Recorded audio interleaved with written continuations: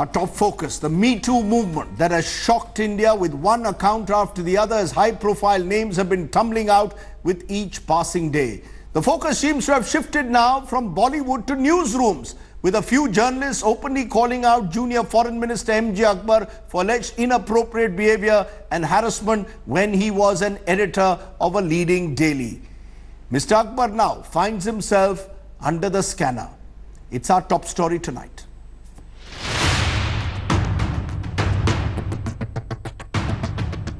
The Me Too firestorm is spreading. From Bollywood to politics, it's sparing none.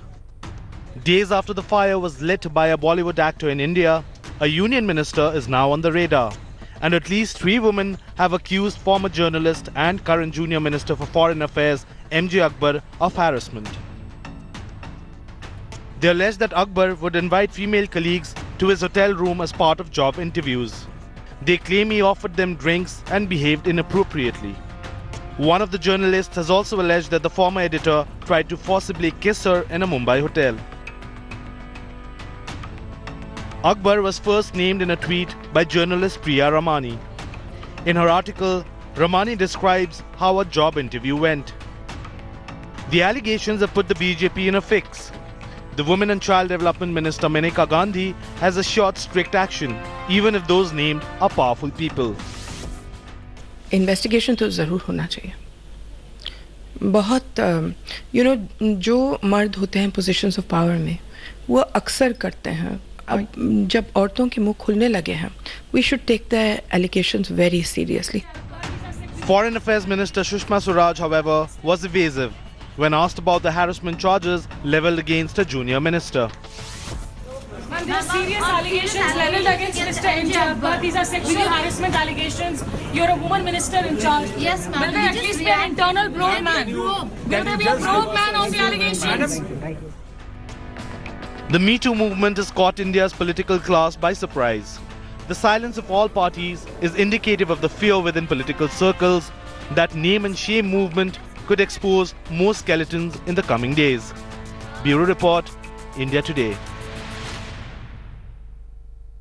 But it's not just M.J. Akbar. Alok Nath, the actor famous for his screen image, has now been accused of rape by veteran writer-producer Vinta Nanda. Vinta claims that Alok Nath raped her 19 years ago during an iconic 1990 show Tara. Here's the other story tonight.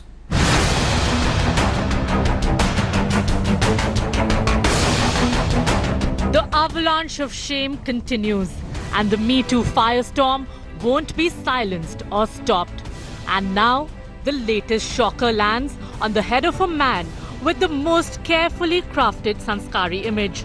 The sanskari babu of Bollywood, Alok Nath. The man famous for his meticulously tailored stature, his earnest goodness spilling over in every role he portrayed on screen. He's just been accused in the most shocking way possible and of the most shocking crime. In a gut-wrenching allegation that has quaked the film industry to its core, veteran writer-producer Vinta Nanda has spoken out to say Alok Nath brutalized and raped her 2 decades ago. The exploding allegation is of a crime allegedly committed during the making of iconic TV serial Tara in the late 90s, in which Vinta Nanda was writer and Alok Nath the lead male star. In a lengthy Facebook post that has sent shockwaves through an industry where Alok Nath has been a deity of sanskarihood, Vinta Nanda says, I was invited to a party to this man's house. It was usual for our group of friends from theatre to meet regularly, so there was nothing unusual about my going to the party.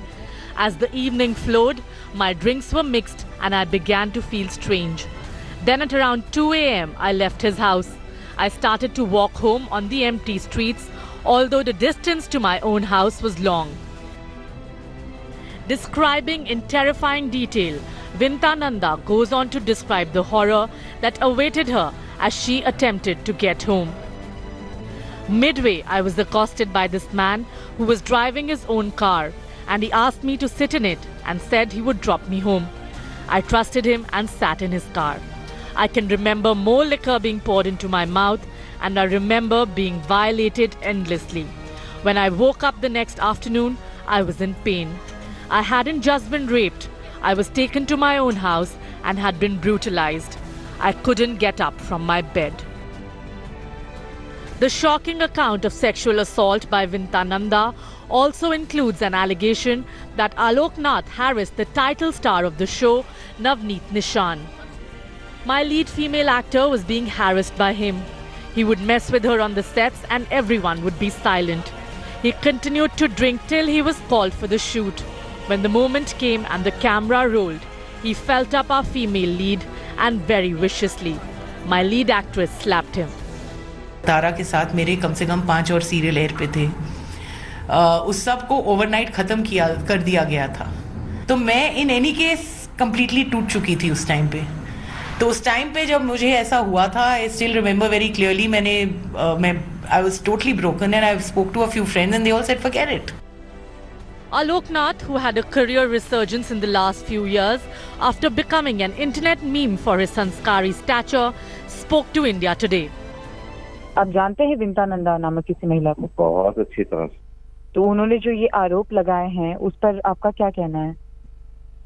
औरत जब आरोप लगाती है तो उसके बारे में मर्द कुछ भी कहे उसके कोई मायने रहते नहीं है जी, इसलिए मेरा खामोश रहना अभी बेहतर है। As shockwaves of Vinta Nanda's allegations reverberate through a Bollywood that has already been split wide open by the Nana Patekar controversy, the question is, will those calling out their attackers get justice? Bureau Report, India Today. My big question tonight, is this really a tipping point then, the Me Too for sexual harassment at workplace? Will Me Too lead to real change? Will naming and shaming be effective in preventing sexual harassment? Is there a danger of innocent people also getting caught in this firestorm? Should firms without harassment redressal mechanisms be punished? Just some of the questions we'll raise tonight. My first guest is veteran editor, columnist and author Shobhaa. They joins me. Appreciate your joining us, Ms. Dey. Give us what you feel is your sense about the direction in which this Me Too campaign is taking. Is this a cathartic moment where women finally can speak out in a manner that they perhaps could not or didn't 20 or 30 years ago? Or even 10 years ago? I think it's more than just a cathartic moment, because cathartic moments can pass. This is something much bigger. I do believe that it's like the floodgates have opened and the dam has burst. The genie is out there. The genie is not going to be pushed back into the bottle. What we are witnessing is centuries of silence, and certainly, as you mentioned, 20, 30 years of not having a voice at all in the workplace and often also at home. This is the consequence of suppression and repression and an outburst of rage and anger that I don't see disappearing at all. If anything, it's going to accelerate, and just as well. But, you know, Shobhaa, you emerged in the journalism of the early 70s. You became an editor, celebrity editor at a young age of a film magazine. What's the biggest difference between the newsroom that you were part of in the 70s and today? Was sexual harassment widely prevalent then among your male colleagues in the 70s, but the women would not speak about it because the nature of the newsroom was heavily male-dominated at the time? I don't think the onus should be constantly and always on women to, it's not about choice. It's about not having any platform to give voice to what they must have experienced, and I know that they did. This has not been invented now. It is not a 21st century October revolution that we are witnessing of 2018. It's been prevalent then, it's been prevalent even more so and perhaps more blatantly now. The only difference that I can tell is that women have found some sort of a feeling of solidarity, and they've discovered the power of social media. That's the only difference. You're saying that women have discovered the power of social media, but this same social media, Shobhaa, is a double-edged sword. It can lead to a free-for-all. Today, people are being presumed guilty until proven innocent. You know, how do you respond that no due process is being followed, individuals are being accused, high-profile names, and it is for them then to prove their innocence, which becomes difficult? Do you believe this free-for-all is okay, or is it a dangerous signal? I don't think it's dangerous at all. I think this is the time to really give the benefit of the doubt to women, because they just simply haven't had the opportunity to voice anything of this nature earlier. So yes, there will be a few false accusations, there are going to be a few missteps, there are going to be cases where women can turn vengeful, spiteful, there may be a few innocents who drop by the wayside because of this kind of an atmosphere, but it's still worth giving women that opportunity and trusting them a little more. Not every woman is a harridan out to get a man, and not every man is a beast or a predator either.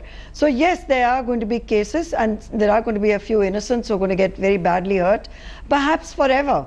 But so be it. You know, this is just a fallout of something much bigger than individuals. So I believe in the movement, and I'm going to back it. Even if a man turns around and says he was attacked or sexually discriminated against at the workplace, I'll stand up as much for him. You know, ma'am, this started with the film industry. Tanushri Datta outing Nana Patekar. Now it's gone to the media. Questions are being raised over the way editors have behaved. Questions are being raised in corporate boardrooms. There have been sackings there.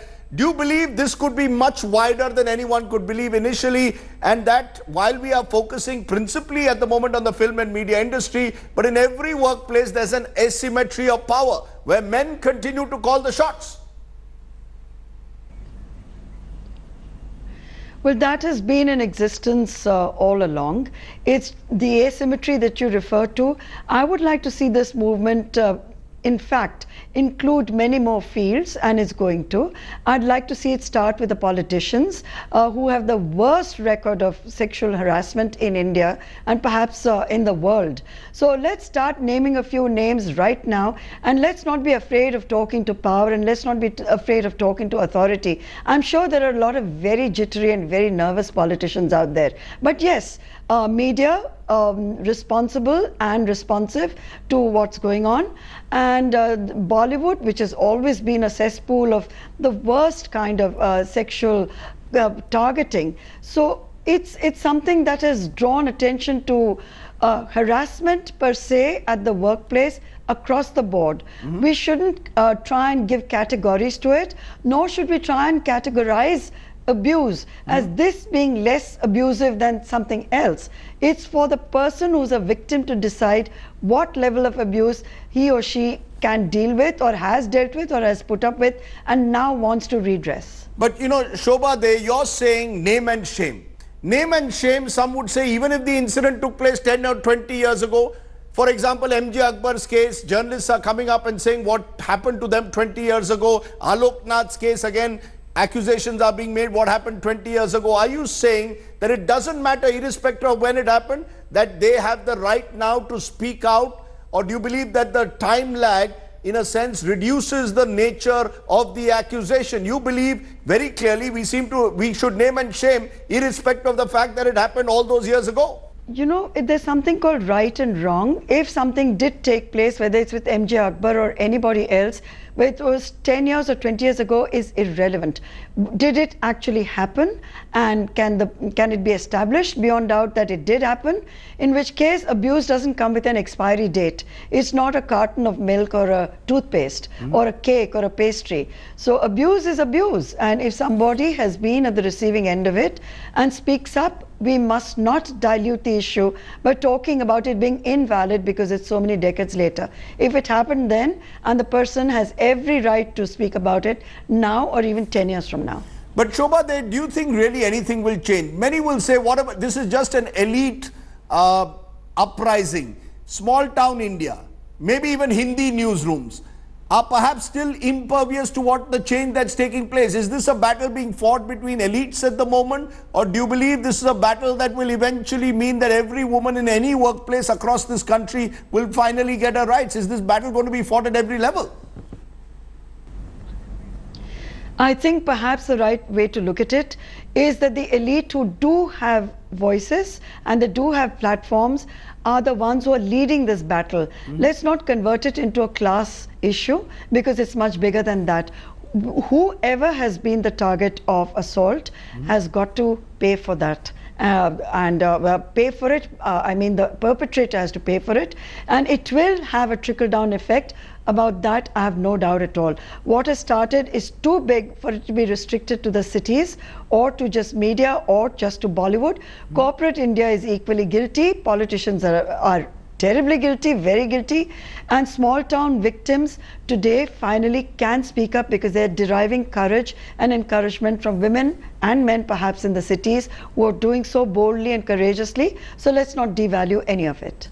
You're saying let's not devalue any of this. Let me ask you on a personal note, ma'am. In all these years that you've been a media professional, columnist, author, editor earlier, were you at your workplace ever sexually harassed, Shobhaa?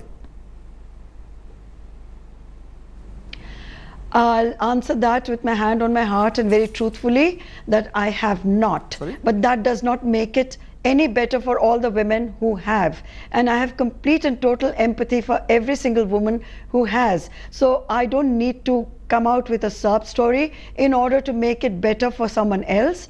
I have worked, I continue to work, and I've done so without any attempt by anybody to try and harass me. So I feel I've been spared, and I've been very fortunate in that. I've worked with wonderful people.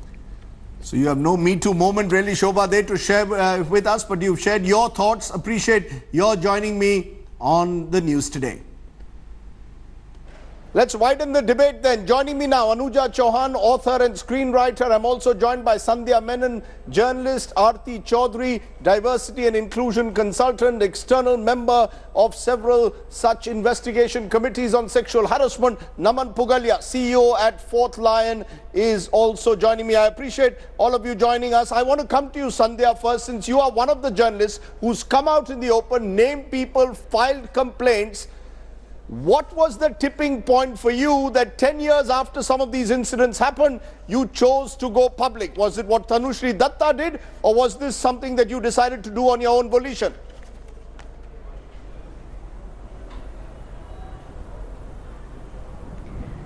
It's going to sound silly, but the reason that I went public with it now was that ridiculous apology that the comedian Utsav Chakrabarti put out.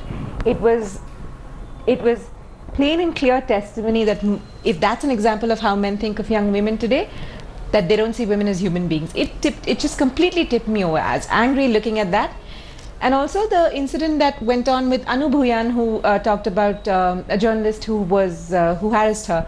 It was the very same phrase that was used on me back when I was 25 years old. And it just sort of, two things just came together. I was really angry and I said, you know what, I don't care anymore. I'm going to do this. How will you respond to those then, Sandhya, who will say, why so late? Why didn't Sandhya Menon raise her voice 10, 12 years ago? Why now?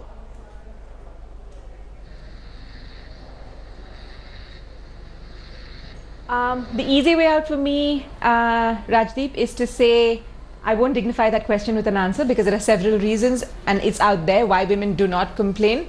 Because I was worried about my job. I was worried about being sidelined, which I was when I did complain. I was worried about disappointing my perpetrator. As terrible as that sounds, at 25, I didn't have better sense to think that this person has behaved this way with me. He's 30 years older than I am. He has behaved this way with me, and he doesn't deserve more respect than this. He was really nice otherwise, and I was like, oh, you know what? I don't want to ruin his life. I don't want to make things difficult. That's why I didn't report it then. Why now? Because I think it's about time, and I think all of us, including me, have had enough. Okay, so it was enough is enough in a way that you said. I want to understand from you, Anuja Chauhan, do you believe in a sense this is a tipping point? Is this a moment where there are many others who are now saying enough is enough, we've stayed silent for too long? What has really changed? Is it that in the age of social media, people now finally have an outlet to express themselves in a manner that they perhaps didn't 10, 20 years ago?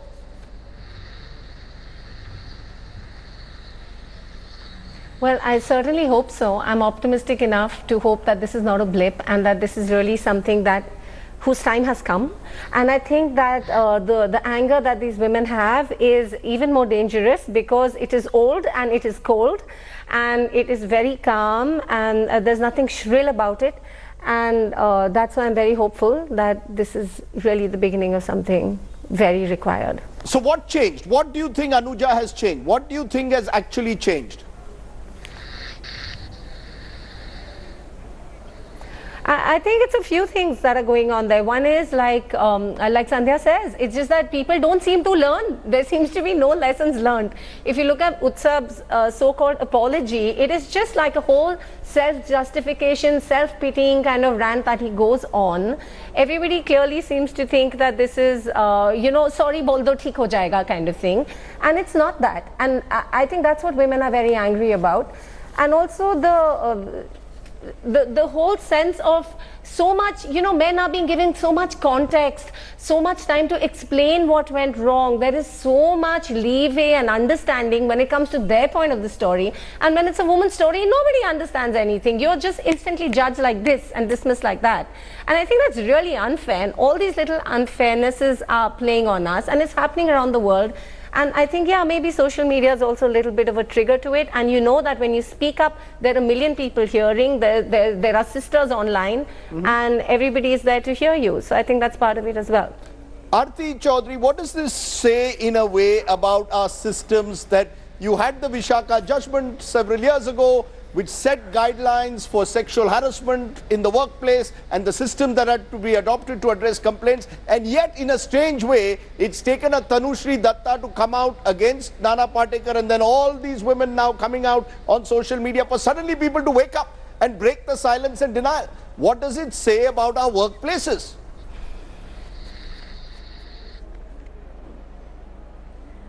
Yes, actually the Vishaka guideline has been around for a very long time, and a lot of organizations were not following those guidelines.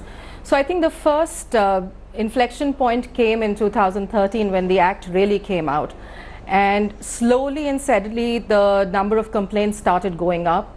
But I think this recent spate of people coming forward and raising some of the things that have happened with them has also acted like a double-edged sword, because it has also sort of highlighted the fact that social media plays such an important role. And for some people who've been through such traumatic experiences, it's a scary prospect, because social media can be very, very scary, and not everybody is confident about using it and to their advantage. And so even now, I'm not sure how many people are willing to come forward and report. But I want to ask you, since you deal with a number of corporate, since you deal with a number of corporate boardrooms, are there still male clubs out there? Are there basically male clubs that simply do not want to accept perhaps that that the power equation is changing now? They're unwilling to accept a changing power equation.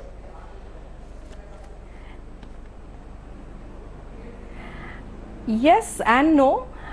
Yes, because our society still functions like that. Our society is taking much longer to change than our law. And no, because yes, I can see a perceptible change in a lot of organizations, a lot of people coming forward and saying, yes, times have changed and we cannot not do anything about it. So what was okay maybe 5 years ago is not okay today. And there are organizations who are saying, yes, we need to call out those behaviors and not just allow them to be. Naman Pugalia, you're CEO of a young company, but that's a minority. Definitely, that's a minority. You're accepting it's a minority. Naman Pugalia, CEO of a young company, and I use the word young advisedly because there's a sense that we thought new age companies would change. As we are seeing, number of people belonging to these so-called new age companies are also finding themselves suddenly in the line of fire. So, is this a generational change that is taking place, that your generation is finally waking up to perhaps something that my generation didn't? Thanks for your question, Mr. Sardesai. Yes, there is certainly a sense that the woke generation or the younger people are perhaps more aware of these issues. But let's not be mistaken about the fact that harassment is clearly an epidemic. It is rampant, it is devastating, and it has no quick fixes. As we are discovering, it has plagued both public and private spaces for a while in subtle and explicit ways. So the millennials are equally involved, Naman? The millennials are equally involved? I thought the millennials would be far more conscious of their responsibilities at the workplace. Are you saying the millennials are just as patriarchal as indeed my generation or indeed the generation before me was? Yes. This is a societal and a cultural failure that has gone, beyond generations. It's permeated the newer generations, the younger generation as well. Therefore, the fixes that we are thinking through have to be multi-dimensional because the root causes are several, they are severe, and we will have to think laterally about how to get at each of them. Let me for a moment turn to someone who's actually been a symbol of what could happen to, who could be a victim of a powerful person. I'm joined now by the lady who filed a sexual harassment plea against R.K. Pachauri in the Terry case. And she doesn't want to come on camera. The case is in court. But I just want to understand from you, ma'am, what you went through, what made you actually take that big decision? How difficult have the last few years been for you? Thank you for having me, Mr. Sardesai. As you said rightly, my case is still in court. I may not be able to state like a lot, but what I will state is that, I just had to understand that what I was going through is actually called sexual harassment. And that was it for me. You will be surprised to note that, there are several women of all ages who are working and, how that they don't know of a legal right in a workplace. I did not know that what I'm going through, there's a term for it, and that's not allowed at your workplace, and that is called a sexual harassment. That whole word harassment is such a strong word. If you are walking on the streets like in India, and you are bound to get kind, right, of whistled at or something. Back then I would still not associate that as being harassed. I would, just make a remark at the guy, as to he's so stupid or so ridiculous, etc., etc. But, it takes a lot for you to accept that what you have been what through was the most difficult thing for you? What was the most difficult thing for you to actually go when you had to go public against a powerful person? What was it that was there resistance in the workplace? Were there people who sort of marginalized, ostracized you? What was the most difficult thing for you to do? So at that stage, it was my health that was kind of, deteriorating. And I really hoped that, all I had to do was just speak up and the law would take its course. And did you feel lonely? The point I'm making, did you feel lonely? You felt isolated? I felt isolated. I felt cornered. And I actually felt that maybe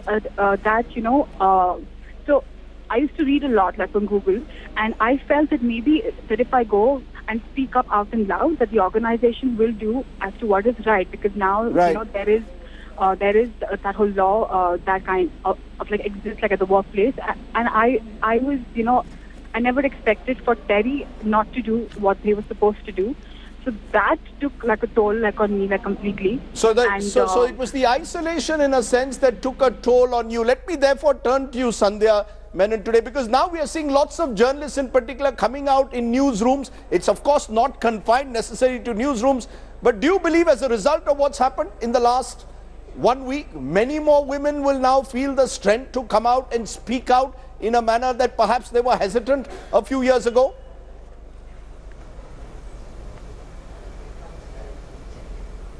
I think so, yes. I'm going to go back to what I think Anuja, what you asked Anuja earlier, what's changed? I think what's changed is that 5 years ago, if someone had said, hey, you should go and complain, it wouldn't even be a thought in my head to think, would I be believed? I would have taken for granted that nobody would believe me. But now I think a lot of us understand and know that at least 50% of the population is going to believe you. And there's a whole bunch of feminists, women who are saying, I believe you. So just that confidence that I will be believed allows a lot of us to come forward and say, here's my name, here's what was done to me, here's who did it. And I've seen that happen in the last 6 days. Somebody who came out with an allegation against Kiran Nagarkar had DM'd me. Today in the morning she's messaged me and said, listen, I know you did it anonymously, but now I'm willing to put my name to it, and I want to say that this is what I've done. So it's just just took that little push for a lot of us to come out and speak, and I think the momentum is going to keep going. Now, it may seem cathartic to some, Anuja Chauhan, but there are those who are saying, where is the due process being followed? This is naming and shaming on social media without due process being followed. People are being presumed guilty, and then they have to prove their innocence. This has become a free-for-all. How would you respond to those who say that?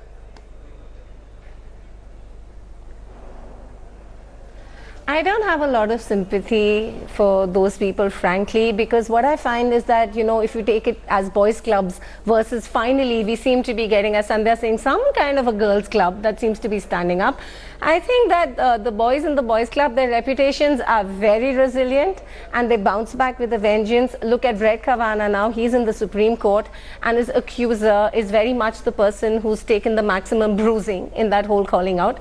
So I really don't think that that is something that I would personally, maybe, you know, lawyers and people who make, who are in that part, who handle that kind of stuff would bother about them, but I would not, frankly. I really don't think that these are the people with whom our sympathy should lie at this point. But Aarti Chaudhary, is there a real danger of that? Or am I exaggerating that danger? Those who are claiming today, in a sense, that Yes, you are reversing the entire process of jurisprudence, saying you are guilty till proven innocent. Yes, yes, there is, and the process really says that you're innocent till proven guilty. It gives equal opportunity to everybody to present their version of the truth, and it is based on facts. While the law does provide that if there is a false complaint, action can be taken against the complainant as well. It is a fact that there are false complaints being raised.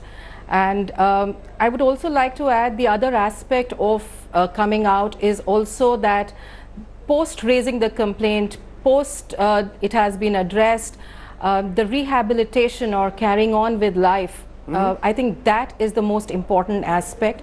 I have seen several cases that even when due process is followed, it is very, very difficult for both the respondent and the complainant to carry on. And one of those aspects is how we include and how as a society we view people who are raising complaints and we view people against whom complaints are being raised. And I think that change is a long, long way off. You know, Naman Pugalia, let me come to you because again, it's not just about raising complaints, but what happens next. You know, Naman Pugalia, therefore, tomorrow, if a woman comes in your company and tells you, so-and-so has harassed me and he's a powerful person in your company, will you act right away? Or will you be hesitant to act? Because at the end of the day, there is an asymmetry in power where men still control powerful positions in several companies. Will you act right away in a transparent manner? Honest answer. Mr. Sardesai, there is absolutely no doubt in my mind that the action needs to be immediate and it needs to be effective. I think there needs to be zero tolerance for any form of harassment at the workplace. And I think everyone deserves a speedy hearing, especially... But in so many cases that are coming out, it's taken so long, Naman. In so many of the cases that are coming out, which we are highlighting, it's taken so long. Obviously, there was an attempt either to push it under the carpet or to disbelieve or live in denial. Is that going to change? You know, I'm absolutely appalled by some of those stories. I think anything that affects one half of our society as gravely as this quite naturally leads to anguish and introspection in equal measure. But it's very unfortunate that in many of these cases, there were deliberate delays, there were severe delays, which weakens the complainant, which, you know, from a signaling point of view, has an adverse impact on anybody who wants to speak out against injustice of any form. Let me therefore ask the woman who really set it off by taking on, as I said, powerful people in the Terry case. Ma'am, do you feel lonely today?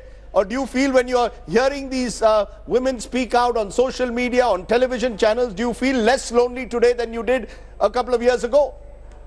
No, I mean, absolutely, of course. You know, I feel so proud, kind of as well, that, you know, this is something which is so kind of rampant across offices. And, you know, I mean, those are voices that need to be heard. I can kind of relate to every word that these people are saying as to how they felt, like mentally, like emotionally. So I don't feel, you know, like lonely at all. And I mean, I've come like a long way, like from that. I'm trying to normalize that in my life. So things are better, like for me at the moment. But when I look at the court, you know, it's still, I mean, it's just like dragging, like. It's a gradual process. It's a gradual process, and therefore let me come to you, Sandhya. Do you really see things changing? how soon, do you really believe that what we've seen, this October uprising, if I may be allowed to use the word, will it actually result in real change? Do you really see things changing?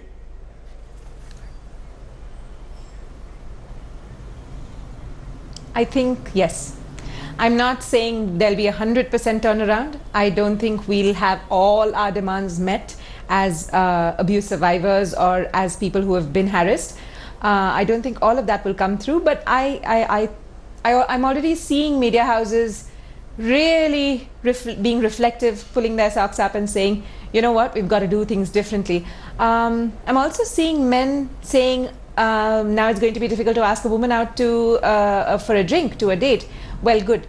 So if men are going to think twice about how they're going to come across to women, I think that's a good change to begin with. That will spill on to workplaces.